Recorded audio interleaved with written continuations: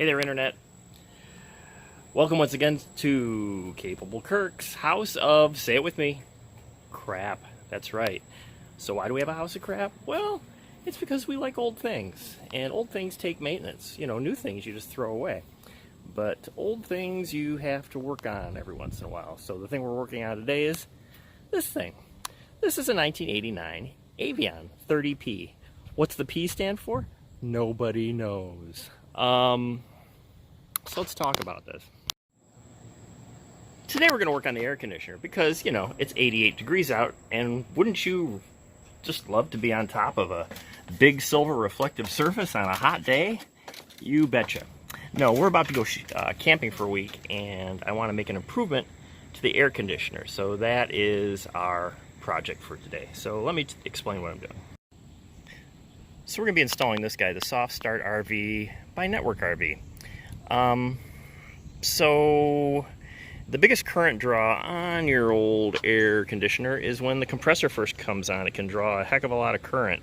And what that gizmo does is it softens that initial hit that the compressor on the air conditioner takes so that you can more easily use your air conditioner with a small generator. All right, let's begin.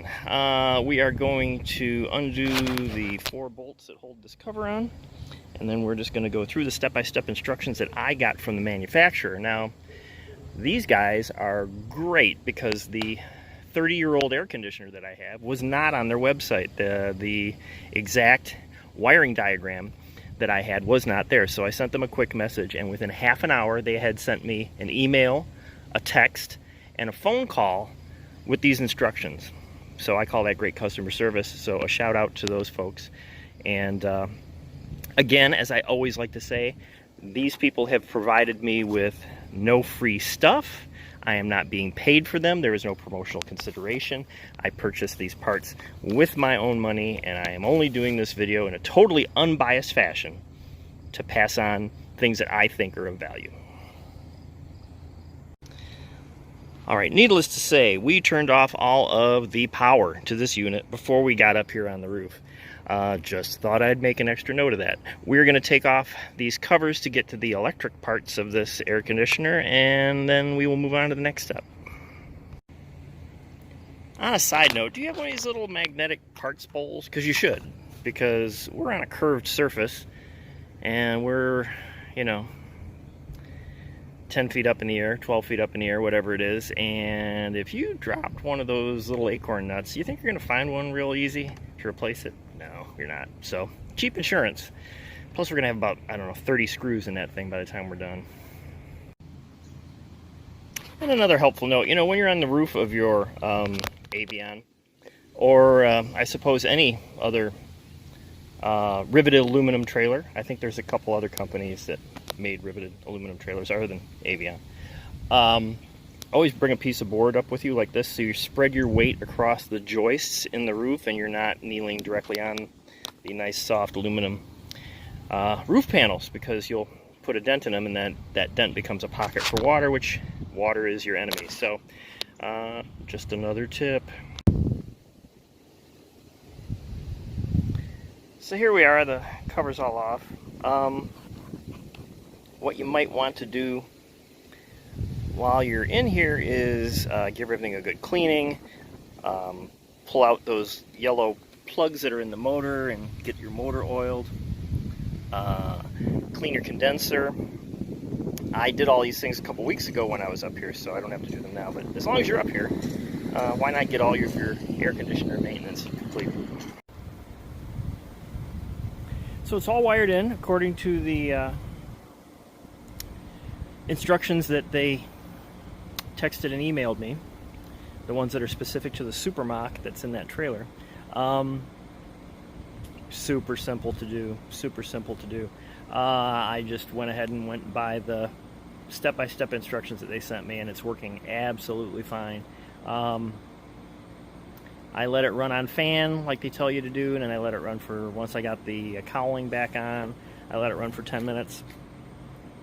And it's supposed to learn, you know, the idiosyncrasies of your special installation and throttle the power load accordingly. And then as an added test, I went ahead and unplugged the trailer. I plugged it into my generator, and the whole reason we did this is because the one time that we tried to run the air conditioner off the generator when we had an emergency here at the house when the power was out, the generator was really having a hard time running at AC when it would cycle, and it took it no problem now with the extra piece of equipment wired into the air conditioner. So I recommend it. It was $300, free shipping, came here in 2 or 3 days.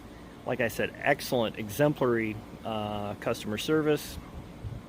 My model, my old 30-year-old air conditioner, was not on their website, and like I said, within 30 minutes I had a text and an email and a phone call with the proper instructions on how to get that thing installed. So flawless, no problem at all. So I give a big thumbs up to that product, and I think it would not be outside the comfort level of almost anybody who can get up there with a screwdriver and a couple pairs of wire cutters. Just be careful, make sure you disconnect everything.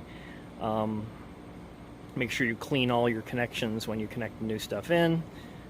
There's a little bit of rust on my capacitors that I took care of while I was up there. Again, if you're going to be up there, you might as well do your regular AC maintenance. You might as well clean your condenser and clean the tray underneath there, that weep tray that's underneath there, and those drain holes that are in that tray. Do all that stuff while you're up there. Lubricate that motor, clean out that the tray in the bottom of the air conditioner. Get all that stuff done as long as you're up there and on the ladder and have the cover of the air conditioner off, because how often are you going to do that? So that's about it. As far as tools, just simple hand tools, wrenches and wire cutters and strippers and crimpers, and a hat because it's super bright out today, and a beverage to keep myself hydrated.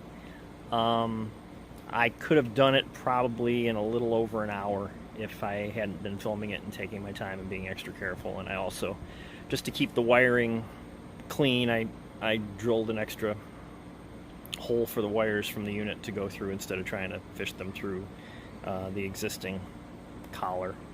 I just had space to do it, so I did it that way. I think that's about it. So, from Capable Kirk's House of Crap, a successful day. Today's a win. So, go out there, do things. Don't be afraid to try things, fix things. Odds are, if you want to fix it, it's already broken. So, what do you got to lose? Have a good one. Hey folks, Kirk is here. If you got a second, why not like and subscribe? That way you'll get a notification that I've posted new stuff, and you'll be among the first to see it, and you can comment on it and help me make new things and give me suggestions and point out things that I missed. It's all about us all helping each other. I'm just a guy with a blue pair of coveralls, sweating his ass off fixing stuff, just like you folks are. So let's all help each other and keep ourselves comfortable and keep ourselves safe. Thank you.